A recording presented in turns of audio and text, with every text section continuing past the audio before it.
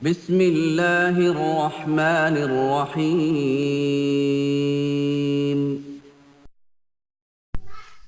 بسم اللہ الرحمن الرحیم۔ السلام علیکم ورحمۃ اللہ وبرکاتہ۔ ویورز، آپ کو ازمودہ وظیفہ میں خوش آمدید کہتے ہیں۔ اہلا و سہلا و مرحبا۔ اللہ تعالیٰ سے یہ امید کرتے ہیں کہ آپ خیر و عافیت کے ساتھ ہوں گے اور اپنے اہل خانہ کے ساتھ خوشی کے ساتھ زندگی انجوائے کر رہے ہوں گے، اور اللہ تعالیٰ سے یہ دعا بھی کرتے ہیں کہ اللہ تعالیٰ آپ کو اسی طرح خوش رکھے، سلامت رکھے، ہر قسم کا آفات و بلیات سے محفوظ رکھے۔ ویورز، ہم آج آپ کو ایک ایسا ازمودہ واقعہ بتائیں گے کہ جو حقیقت کے اوپر مبنی ہے،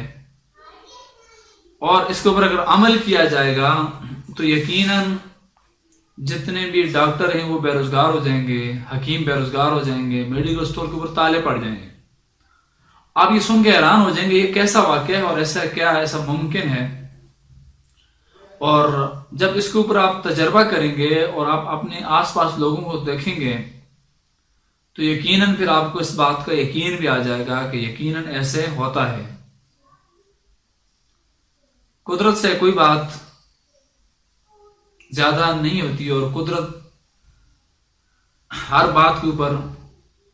قوی ہے، اور ہر بات اللہ تعالیٰ کی ہر چیز کے اوپر قدرت ہے۔ آپ نے سنا ہوگا کہ قدرت یتیموں کے ان درختوں کے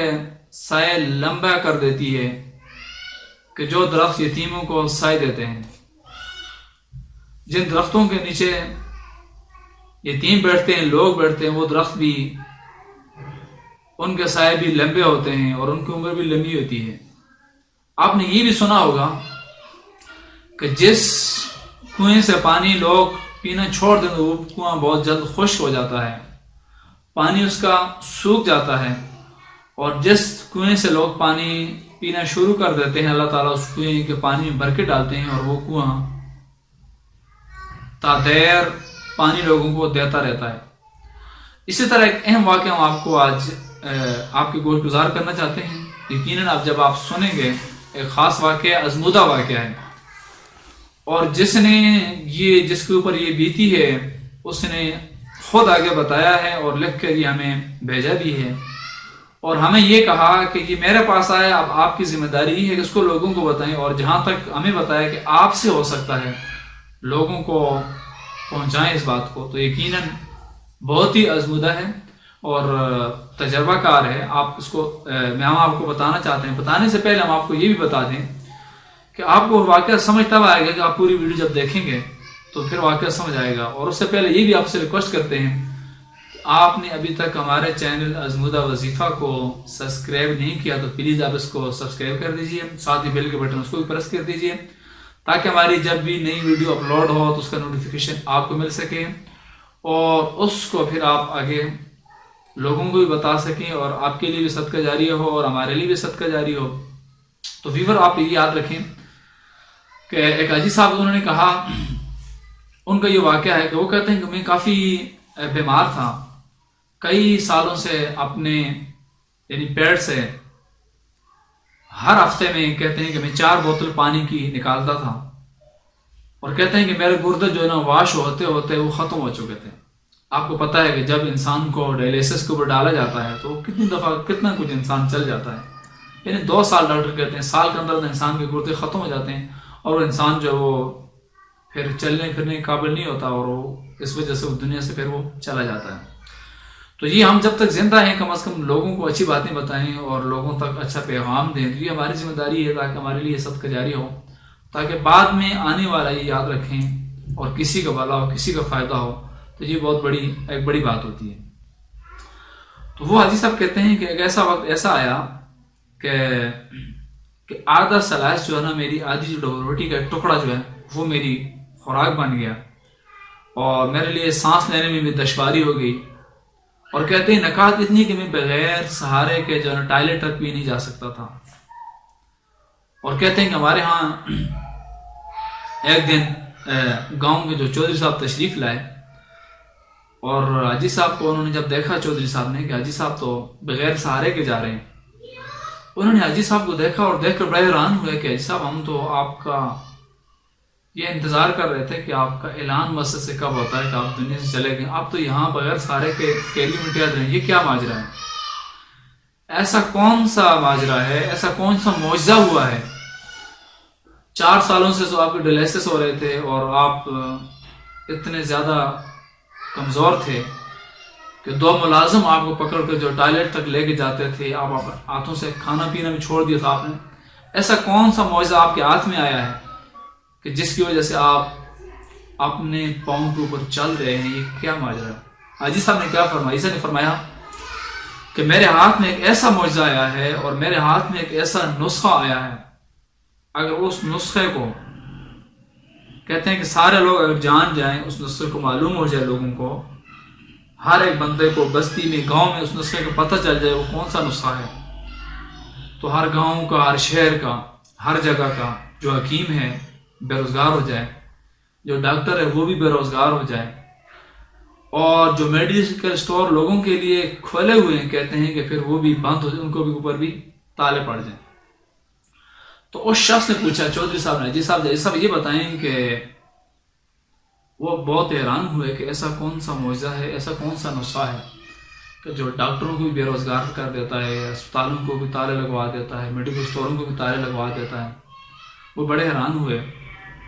انہوں نے حیران ہوتے ہوئے پوچھا کہ حاجی صاحب آپ بتائیں کہ ایسا آپ بتا دیجئے کیا. حاجی صاحب نے کہا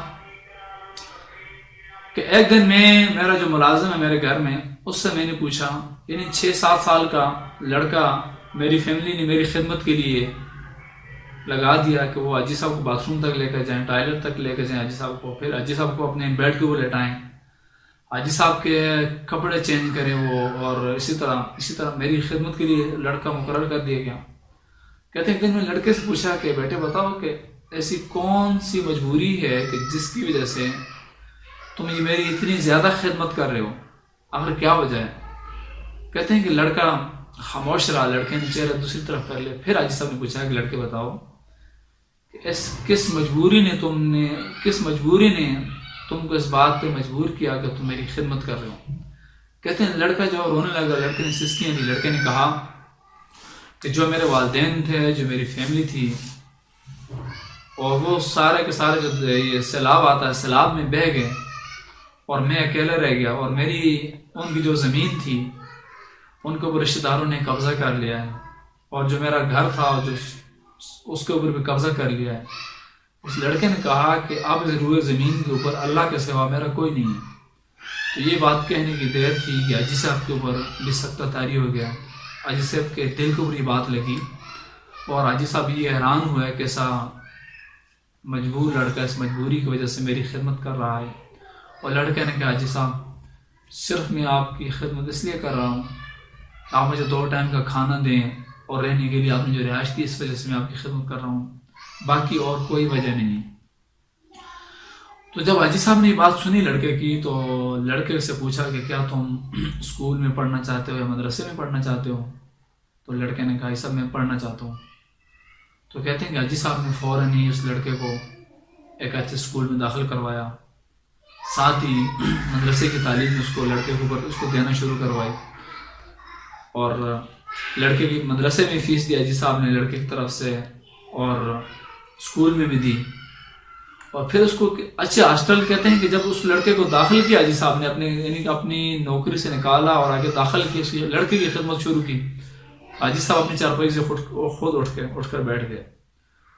اور حاجی صاحب کہتے ہیں پھر میں نے اپنے مینیجر کو یہ بتایا کہ بھائی اس لڑکے کو کسی اچھے ہاسٹل میں لے کر جاؤ. جب ہاسٹل میں اس کی فیس بھی خرچہ بھی تو جب لڑکے کو کہتے ہیں کہ وہاں ہاسٹل میں لے کر گئے، تو حاجی صاحب کہتے ہیں کہ میں خود اٹھ کے چلنا شروع ہو گیا.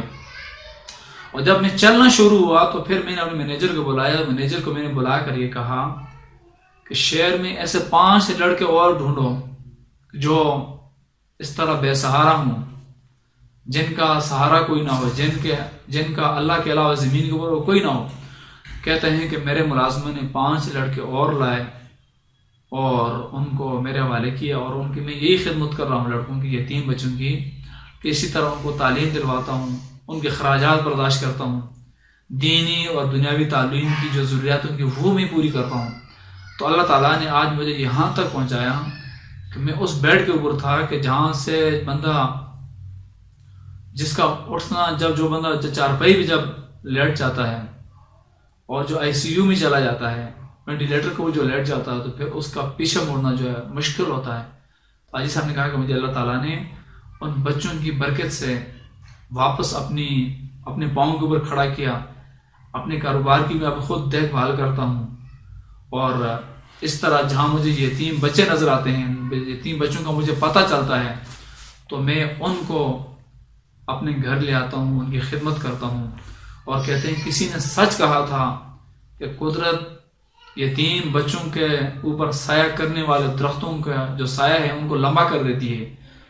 تو چودھری صاحب کہنے لگے، حاجی صاحب نے جو فرمایا کہ اب میں کبھی بھی نہیں گروں گا، جب تک یہ بچے اپنے پاؤں پہ چلتے رہیں گے تو میں بھی چلتا رہوں گا، میں نہیں گروں گا۔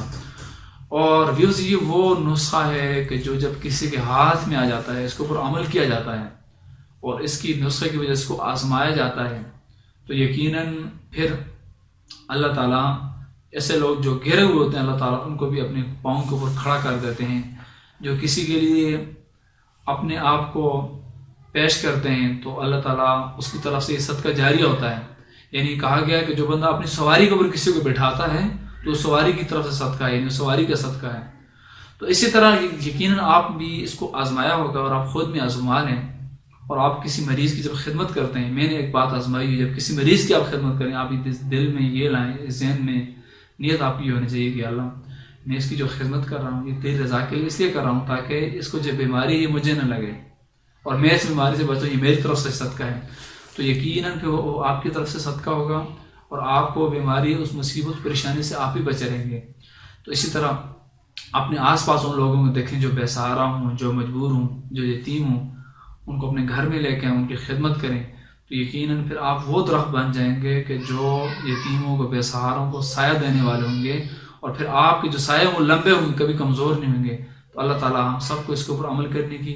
توفیق عطا فرمائے۔ اپنا اور اپنے چاہنے والوں کا بہت بہت خیال رکھیے۔ اللہ حافظ۔